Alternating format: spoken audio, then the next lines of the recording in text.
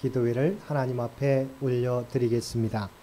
전능하사 천지를 만드신 하나님 아버지를 내가 믿사오며 그 외아들 우리 주 예수 그리스도를 믿사오니 이는 성령으로 잉태하사 동정녀 마리아에게 나시고 본디오 빌라도에게 고난을 받으사 십자가에 못 박혀 죽으시고 장사한 지 사흘 만에 죽은 자 가운데서 다시 살아나시며 하늘에 오르사 전능하신 하나님 우편에 앉아 계시다가 저리로서 산자와 죽은 자를 심판하러 오시리라. 성령을 믿사오며 거룩한 공회와 성도가 서로 교통하는 것과 죄를 사하여 주시는 것과 몸이 다시 사는 것과 영원히 사는 것을 믿사옵나이다. 아멘. 우리 다 함께 찬송 452장 통합찬송가 505장입니다. 찬송 452장 통합찬송가 505장입니다.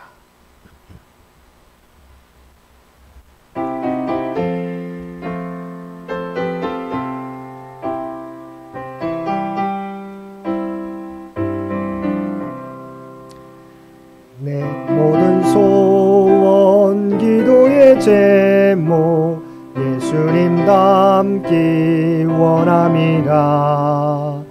예수님 영상 나 입기 위해 세상에 보았기 전에 닮기 내가 원하네.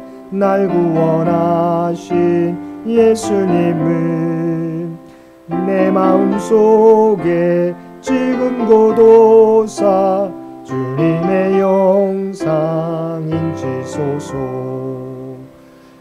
무한한 사랑 풍성한 긍휼 슬픈 자 위로하시는 주. 이리는 죄인 부르는 예수 그 영상 담게 하옵소서. 예수님 닮기 내가 원하네. 날 구원하신 예수님을 내 마음속에 지금 고도사 주님의 영상 인치소서. 겸손한 예수 거룩한 주님 원수의 멸시 참으시사 우리를 위해 고난을 받은 구주를 닮게 하옵소서. 예수님 닮기 내가 원하네. 날 구원하신 예수님을 내 마음속에 지금 고도사 주님의 영상 인치소서. 오늘 우리에게 주신 하나님의 말씀 전도서 3장 16절에서 22절까지 말씀입니다. 전도서 3장 16절에서 22절까지 말씀입니다.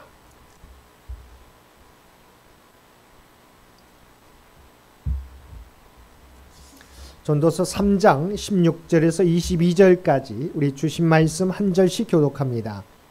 또 내가 해 아래에서 보건대 재판하는 곳 거기에도 악이 있고 정의를 행하는 곳 거기에도 악이 있도다. 내가 내 마음속으로 이르기를 의인과 악인을 하나님이 심판하시리니 이는 모든 소망하는 일과 모든 행사가 때가 있음이라 하였으며 내가 내 마음속으로 이르기를 인생들의 일에 대하여 하나님이 그들을 시험하시리니 그들이 자기가 짐승과 다름이 없는지를 깨닫게 하려 하심이라 하였노라. 인생이 당하는 일을 짐승도 당하나니 그들이 당하는 일이 일반이라.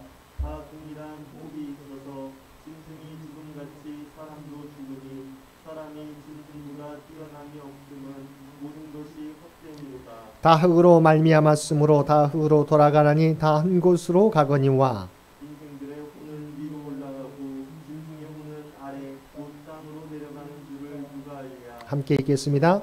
그러므로 나는 사람이 자기 일에 즐거워하는 것보다 더 나은 것이 없음을 보았나니 이는 그것이 그의 몫이기 때문이라. 그의 뒤에 일어날 일이 무엇인지를 보게 하려고 그를 도로 데리고 올 자가 누구이랴. 아멘. 오늘도 새벽을 깨우고 말씀과 기도로 수요일 하루를 시작하는 우리 모든 성도들 가운데 하나님의 놀라운 은혜가 언제나 함께 하시기를 주님의 이름으로 간절히 축원드립니다. 오늘 본문은 인생의 허무함의 또 다른 일면을 묵상합니다. 그것은 인간 사회가 불의한 자들의 악행으로 가득한 비참한 상태에 놓여 있다는 것입니다. 그렇다면 이 불의 가운데서도 전도자는 우리가 해야 할 일들이 무엇인지 알려줍니다. 먼저 16절과 17절에서는 재판이 시행되는 곳에서조차 악이 난무하는 인간의 불의한 면모를 지적하고 모든 것을 공의로 판단하실 하나님의 최후 심판에 대하여 언급함으로써 하나님을 떠난 인간은 그 인생이 허무할 수밖에 없음을 밝히고 있습니다. 16절을 보면 또 내가 해 아래에서 보건대 재판하는 곳 거기에도 악이 있고 정의를 행하는 곳 거기에도 악이 있도다라고 말하였습니다. 여기서 재판하는 곳이란 일의 시시비비를 정확히 가려 그에 따라 책임 소재를 밝히는 곳으로 어떠한 사심이나 거짓도 용납되어서는 안 되는 가장 신성하고 진실된 자리입니다. 그래서 특별한 경우를 제외하고는 조용하고 엄숙한 가운데 재판이 진행되며 변호인이나 고소인이라 할지라도 감정적인 언행을 극히 제한하고 사실을 객관적으로 판단할 수 있는 환경을 유지하고자 노력합니다. 그런데 바로 이러한 법정에서도 수많은 악과 불의가 판을 치고 있는 것이 현실입니다. 물론 이는 국가 사법정의의 불완전함을 말하는 것으로 볼 수도 있습니다. 하지만 여기서 솔로몬이 말하고자 하는 것은 이 세상이 본질적으로 안고 있는 죄된 면모와 타락상, 부패상에 대한 고발입니다. 말하자면 가장 신성하고 공의와 정의가 살아있어야 하는 법정조차 불의와 악으로 깊이 물들어 있으며 어떤 인간의 제도와 노력으로도 이런 불의와 악을 퇴치할 수 없다는 사실을 바로 보여주는 것입니다. 17절을 보면 내가 내 마음속으로 이르기를 의인과 악인을 하나님이 심판하시리니 이는 모든 소망하는 일과 모든 행사에 때가 있음이라 하였으며라고 말하고 있습니다. 여기서 의인과 악인을 하나님이 심판하신다는 말은 사람의 모든 행사가 하나님의 판단하에 있으며 하나님의 눈에서 벗어날 수 없다는 것, 그리고 궁극적으로 마지막 심판날에 하나님께서 범사를 선악간에 판단하시고 의인에게는 구원의 상을 악인에게는 형벌을 내리신다는 것을 의미합니다. 이처럼 비록 이 땅에서 의인은 억울하게 되고 악인은 득세하는 상황이 계속될 것이지만 하나님께서는 이러한 불의를 결코 묵인하시거나 외면하지 않으시고 그분의 정하신 때에 악인을 심판하실 것이며 의인의 모든 희생과 아픔을 보상해 주신다는 것입니다. 18절에서 20절을 보면 사람을 짐승과 비교하여 말하면서 사람이 짐승과 다를 것이 없다고 단언하고 있습니다. 여기서 인간을 짐승과 다를 것이 없다고 말하는 근거는 죽음의 문제를 스스로 극복하지 못하는 한계를 지녔다는 사실과 인간이나 짐승이나 죽으면 썩어 흙으로 돌아가고 만다는 사실에 있습니다. 즉 아무리 고귀하고 특별한 삶을 살아간다고 해도 정해진 시간을 마치면 죽어서 흙으로 돌아가는 짐승과 마찬가지로 인간 역시 죽게 되면 흙으로 돌아간다는 점에 있어서는 동일하다는 사실을 말하고 있는 것입니다. 그렇다면 이를 통해 솔로몬이 말하고자 하는 것은 무엇입니까? 여기서 솔로몬은 단지 사람과 짐승이 똑같다는 것을 말하기 위해 이같이 말하는 것이 아닙니다. 여기서 솔로몬이 말하고자 하는 바는 사람이 짐승과 비교할 때 무엇이 달라도 달라야 하는데 그것이 무엇이냐는 것입니다. 그것은 세상적인 가치나 물질이 아니라는 것입니다. 그렇다면 우리의 인생에 진정한 가치를 부여해 주는 것은 무엇입니까? 그것은 짐승에게 없는 영적인 것이며 하나님과의 온전한 관계에 있습니다. 그것만이 인간을 인간 되게 하며 가치 있고 존귀한 존재가 되게 하기 때문입니다. 21절 말씀입니다. 인생들의 혼은 위로 올라가고 짐승의 혼은 아래 곧 땅으로 내려가는 줄을 누가 알랴. 인간은 흙으로 만들어졌지만 다른 피조물들과 다른 점은 그 코에 하나님의 생기가 불어 넣어진 영적인 존재라는 것입니다.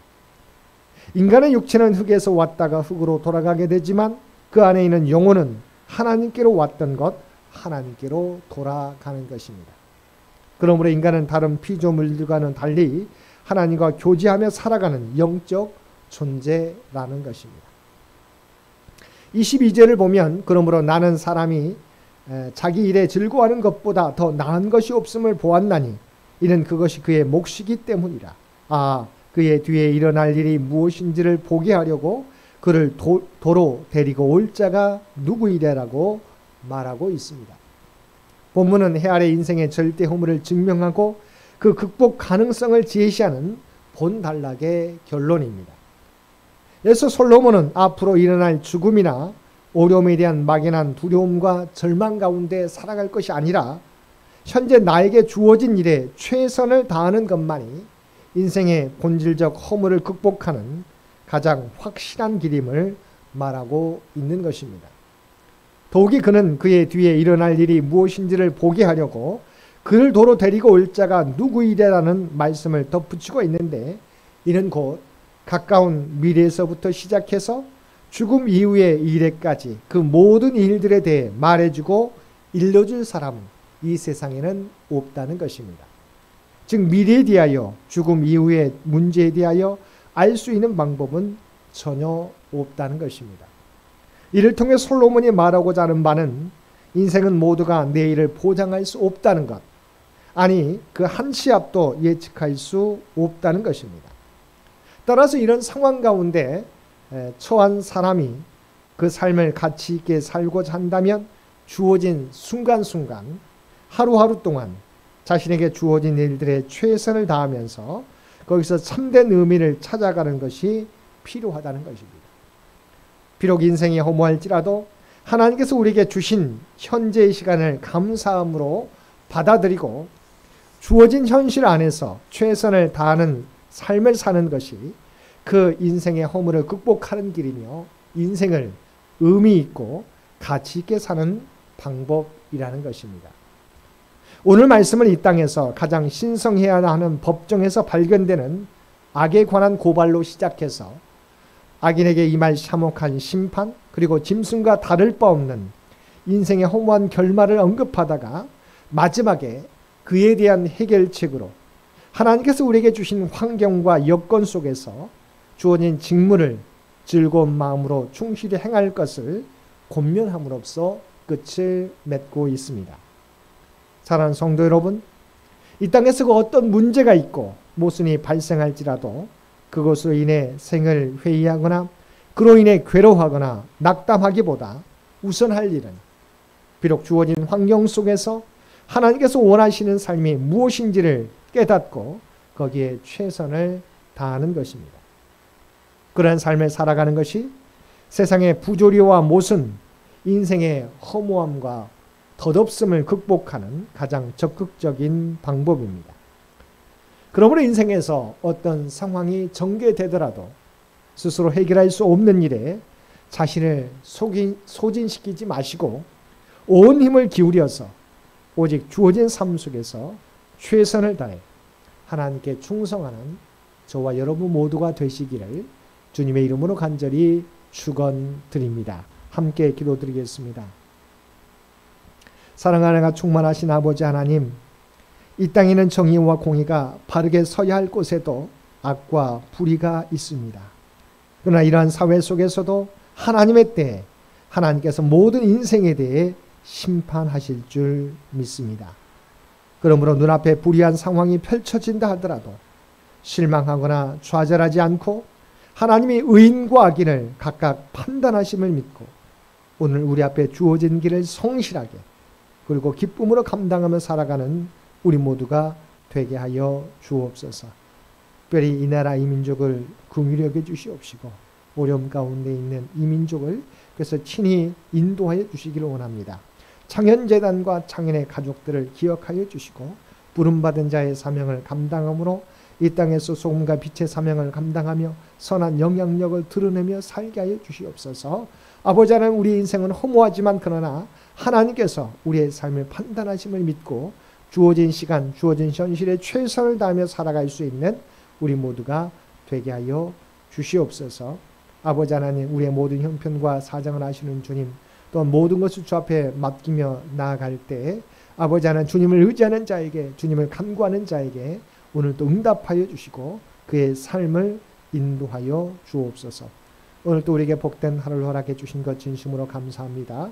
아버지 하나님, 추운 일기가 계속되는데 아버지 하나님, 이 추운 일기 가운데서 우리의 건강을 지키시고 보호하여 주옵소서. 어려움 당하는 영혼 없도록 늘 함께하여 주옵소서. 이제는 우리 주 예수 그리스도의 은혜와 아버지 하나님의 극진하신 사랑하심과 성령님의 세상 끝날까지 우리와 함께 하시며 동행하시며 인도하시는 놀라운 교통의 역사가 오늘 주신 말씀을 따라 때로는 앞이 보일지 않을지라도 그러나 하나님께서 우리의 삶을 판단하심을 믿고 오늘의 삶 가운데 충성된 삶 또한 충실한 삶을 살아가겠노라고 결단하며 세상 가운데 나아가는 사랑하는 주의 백성들과 그의 가정과 산업의 터전 위에 이제로부터 영원토록 함께 주시기를 우리 주 예수님의 이름으로 간절히 축원하옵나이다. 아멘.